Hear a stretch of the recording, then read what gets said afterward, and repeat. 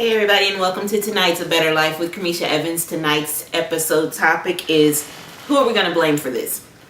So tonight I'm going to do my very best to speak to you using the word I, because I want to make sure that as I'm speaking that you understand the intent of this conversation is just to make sure that we address a topic that I feel is very critical as we grow and develop in life. And it was very critical and the reason why I believe it to be critical is because it was very critical for me being able to move out of a space in life where I felt emotional misery into a place where I feel where I am today. And so I'm going to use the word I because I don't want you to feel like as I'm speaking on this topic tonight that I am in any way attacking the way that you choose to manage your own life. Just keeping in mind that these conversations are all about us having a better life and living out the abundant life that we should live. And so it's a touchy topic, and it's one that I just want I'm going to use I tonight so that it's all about you. As you're listening, it's all about me. And hopefully from that you'll gain some insight into your own life. So there are a number of things that have drove me to discussing the topic of blame, and those things being politics. I see blame happening all around us there. I see blame happening in the church.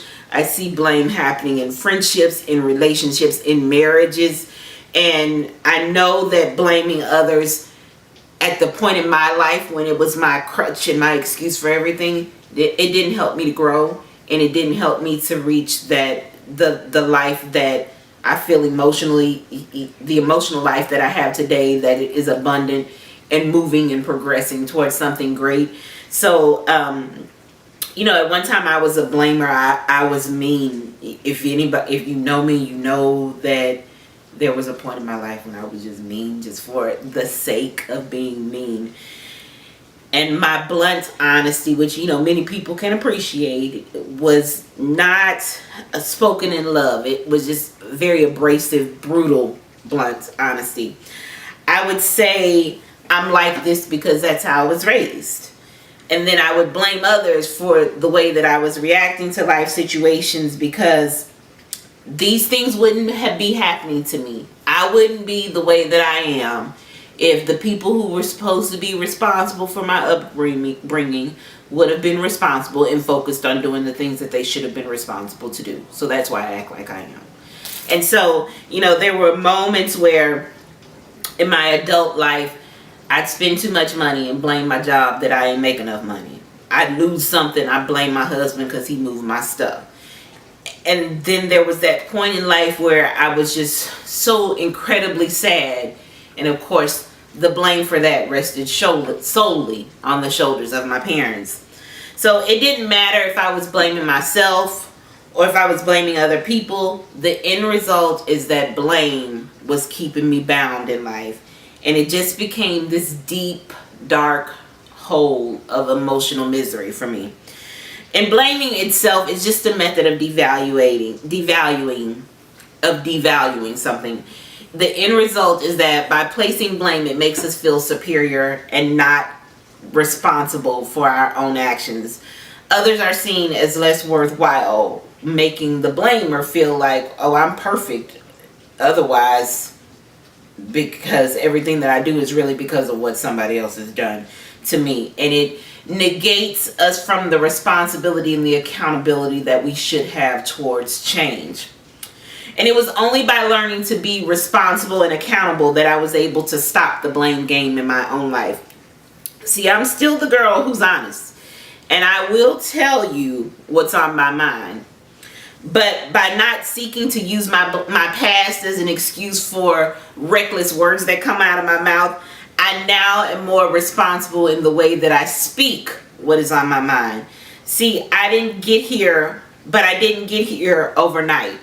There was a time when I thought it was okay. I can say what I want to say. I can say it however I want to say it. And if you don't like it and it hurts your feelings, then I'm sorry. That's just the way that I was raised. And that in itself was just an empty apology. But when I started to recognize that I was responsible for the words that I speak, I would have these moments where I would say something and I'd be like, catch those words, let me grab them back, because they just weren't the right words for me to say. But that was a part of the growth process. And so then now I'm in this space where the words don't even come out. I figure out a way to reframe them in my mind and still get my point across without being brutal and without being abrasive. I used to think that it was my job to get other folks right. That if you were doing something that I didn't like, then I felt compelled to ask you questions like, why don't you do it this way?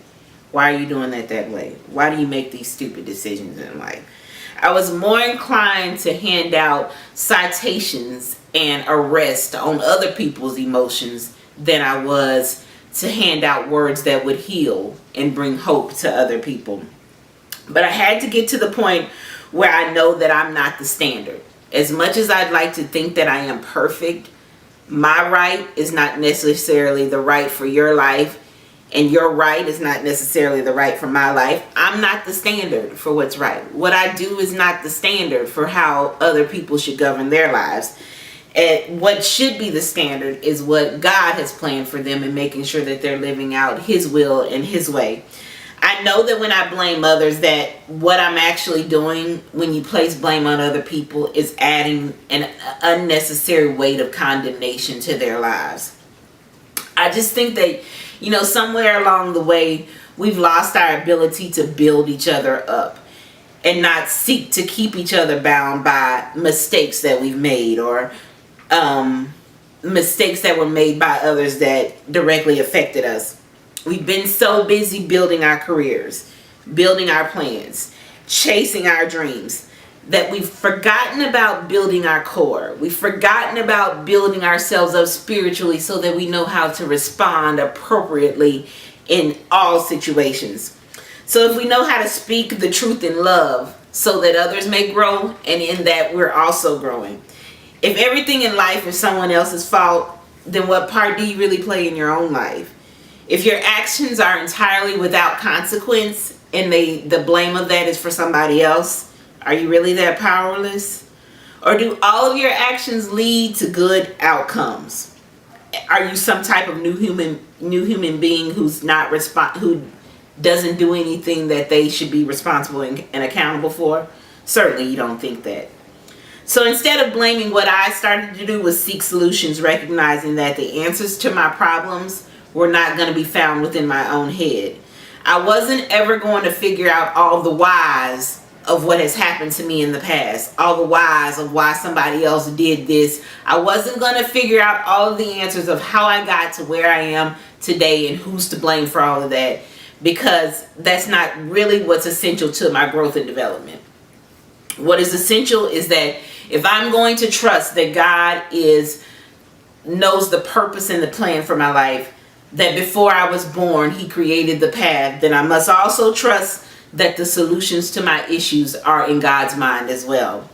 One thing that I've learned, that as long as I was a willing participant in the blame game, then I was willingly allowing someone else to have complete control over my life.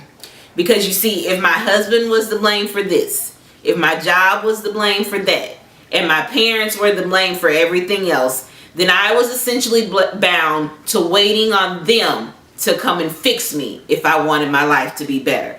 And I don't want to give anybody that kind of control over my life. And certainly you wouldn't want the same for yourself. So, I was confused because I'd always thought that God needed somebody perfect in order for His glory to shine through. And that His glory couldn't come through somebody like me because I wasn't perfect. So as long as I was imperfect, I needed to find excuses for why I couldn't live out that abundant life. And if that excuse was to blame myself for some type of action or to blame someone else, that was essentially what I was doing. I had to have a reason for the imperfections in my life, as long as I believed that God wasn't able to make those imperfections perfect. So, but what I now know is just the opposite, and that is that God's glory is magnified and His strength is perfect for us, even in our weaknesses, even in our mistakes. I know that when I blame others for my mistakes or shortcomings, It's like saying essentially that God is not powerful enough to love me through my mistakes. It's saying that his power is not strong enough to increase me beyond my mistakes, when clearly I know that he is. So I started to be accountable and purposeful in my words and my actions, and aligning them with Ephesians 4:15, which says, instead we will speak the truth in love, growing in every way more and more like Christ, who is the head of the body. So I hope that tonight that you were encouraged to stop the blame game in your own life, and that you recognize that whatever mistakes you've made in the past, whatever mistakes you're going to make in the future, that God's strength is perfect enough to help you to overcome that without you needing to place that blame on someone else. You are in complete control of how you align with the destiny that he has for you. So we're out of time for tonight, but I want to thank you for joining me for this conversation, and I hope that you will join us next week for more Better Life Conversations. Remember, no matter what challenges we face, no matter what we go through in life, we know that God's plan for us is that we have a better life in him. Thank you for joining me tonight. Have a great week, and I'll see you next week. Bye-bye. Don't forget to order your Stay Ready t-shirts. Your purchases and gifts support the outreach efforts of New Era Works Foundation. I want to hear from you, so email me at KermesheaEvans@gmail.com or message me on KermesheaEvans.ning.com or Facebook. Every month we'll open up the mailbag and confidentially, without mentioning your name, discuss the items that you send to me that are important to you. As always, you can continue the conversation at KermesheaEvans.ning.com. We'll post the archives from the show, and I've included some additional information for you there. Thank you for joining. I'll see you next week. Have a great night.